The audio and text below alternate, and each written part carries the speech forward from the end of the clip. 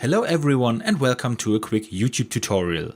In this video I want to show you how to find the YouTube comment history so that you can find and delete old comments. I will also give you an important tip if you can't find any comments in the comment history. For this I go to YouTube and on the top left I click on these bars and select History.